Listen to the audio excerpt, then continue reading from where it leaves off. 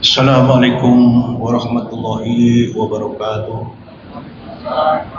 Alhamdulillah alladzi anzala al-Qur'an hudan wa rahmah wa mau'izatan wa zikra wa shifaa'an lil mu'minin.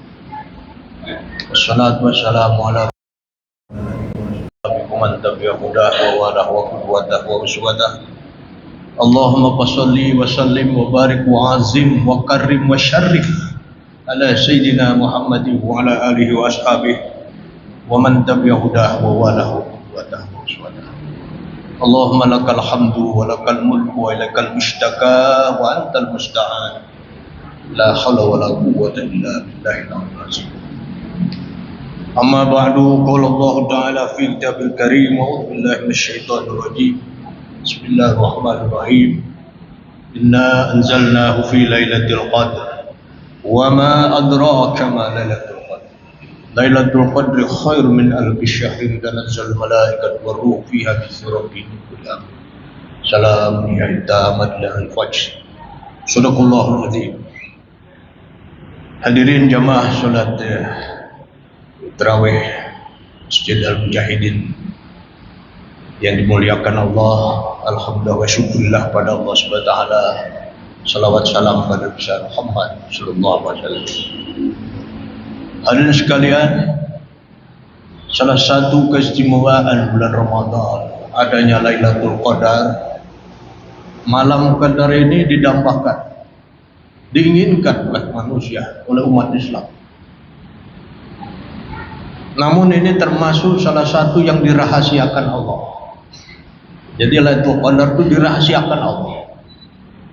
Sebagian ulama menyebut awal Ramadan itu sudah ada Lailatul Qadar. Sebagian menyebut tanggal 17, malam 17. Sebagian lagi menyebut malam 27. Nah, para ulama menjelaskan kenapa dirahasiakan. Salah satunya adalah agar jamaah ini tetap standby pada setiap malam. Di dalam kitab Minhajul Abidin, Imam Al-Ghazali menyebut ada 7 yang dirahasiakan Allah. 7. 1. Perbuatan yang ridhoi Allah. Mana? Kita nggak tahu.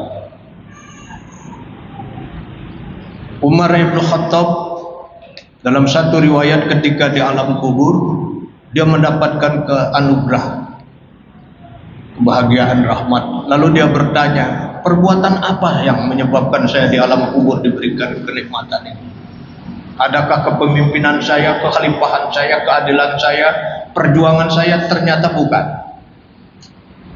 Penyebabnya hanya perbuatan yang kecil, yaitu dia pernah menolong seekor burung yang kehilangan anaknya. Anaknya itu dikembalikan oleh Umar. Itu penyebabnya. Allah ridho. Maknanya adalah agar kita jangan menyepelekan perbuatan baik sekecil apapun. Karena boleh jadi yang kecil itulah yang menyebabkan Allah ridho.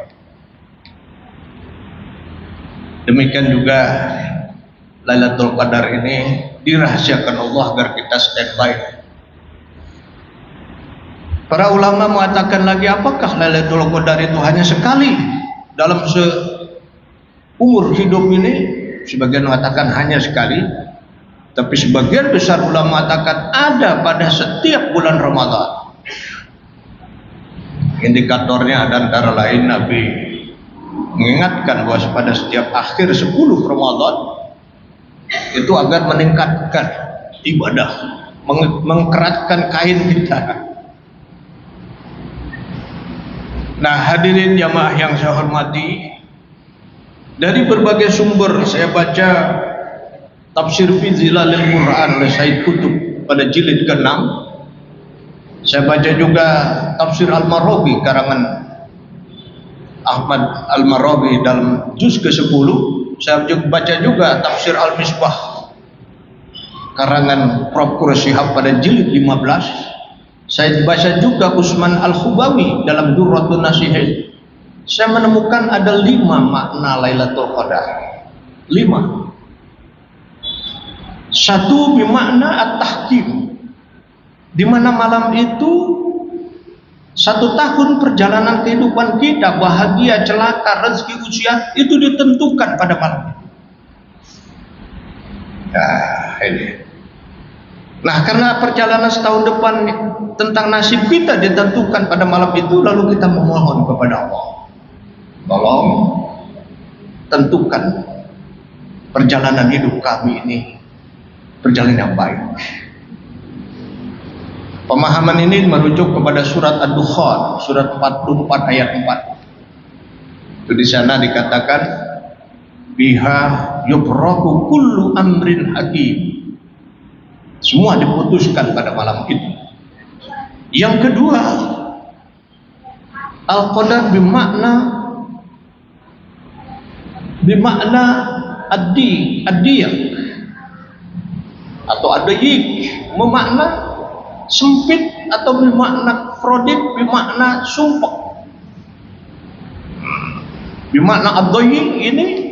Kenapa? Karena pada malam Lailatul Qadar itu yang turun ke bumi bukan hanya malaikat Jibril, tetapi malaikat-malaikat yang bertugas mencatat amal manusia turun ke bumi, sehingga keadaan bumi ini penuh sesak dengan para malaikat. Ini di ayat 4 dan 5 surat Al-Qadar. Tanazzalu alaihil malaikat warruh. Ruh itu Jibril. Malaikat di situ ada Israel, pencabut nyawa. Ada Israfil yang suka bagi-bagi, mengatur turunnya hujan, rezeki. Ada Mikail yang juga suka mengatur kehidupan dalam bidang rahmat.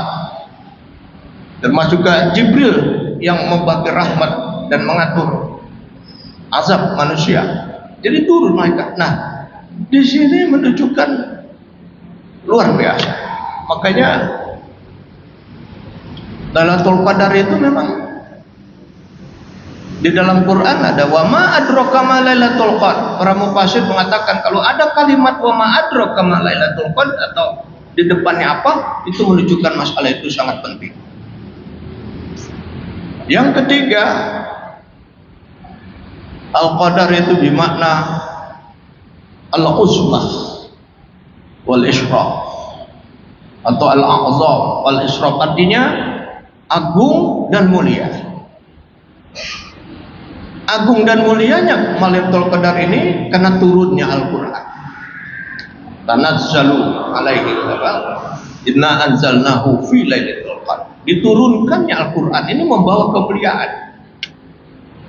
Dan kemuliaan berikutnya adalah karena orang yang ibadah itu dimuliakan oleh Allah. Kita yang ibadah malam itu dimuliakan Allah. Begitu dimuliakannya sampai pahala ibadah kita dikalikan 1000 bulan. Lailatul Qadri khairun min alfi syahr. Lebih baik daripada 1000 bulan.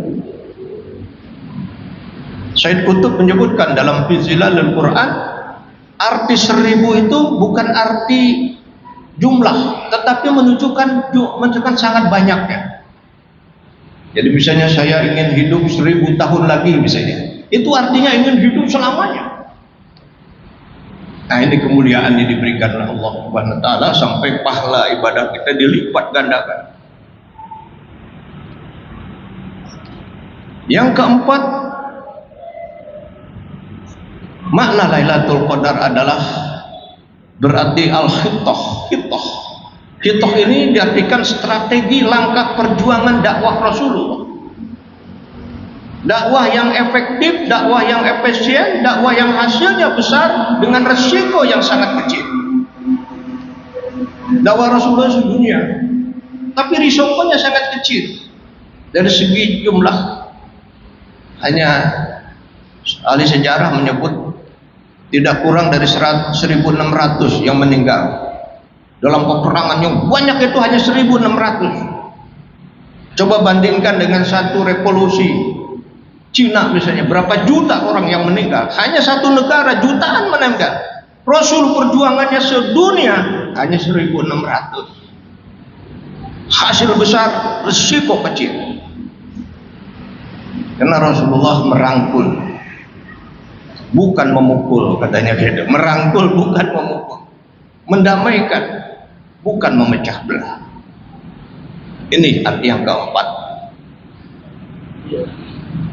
Yang kelima, arti dari Al-Qadar itu adalah at-taghyir, berubah. Perubahan dari mana? Perubahan ini terjadi, ya, perubahan ke arah yang positif terjadi karena satu, kita berpuasa, kedua kita sholat tarawih, ketiga kita tadarus, keempat kita bersedekah, kelima kita melakukan silaturahmi, keenam kita berbagi kebahagiaan, ketujuh kita itikaf. Nah, semua perjalanan ini itu bisa merubah sikap kita, di mana Allah Subhanahu wa taala menurunkan hidayahnya, menurunkan taufiknya, menurunkan ilhamnya, lalu terjadi perubahan. Itu. Oleh sebab itu orang yang berpuasa itu tidak ubahnya seperti seekor ulat yang ada di dalam kepompong berpuluh-puluh hari. Bagaimana ulat ini bisa keluar dari kepompong? Ketika keluar ulat dari kepompong, berubah dia menjadi kupu-kupu yang indah, yang bisa terbang tinggi. Ini gambarannya. Jadi kita seperti dalam kepompong sekarang, seperti ulat. Nanti begitu keluar, kedudukan kemuliaan kita. Nah, ini terjadi karena dari ibadah yang kita lakukan,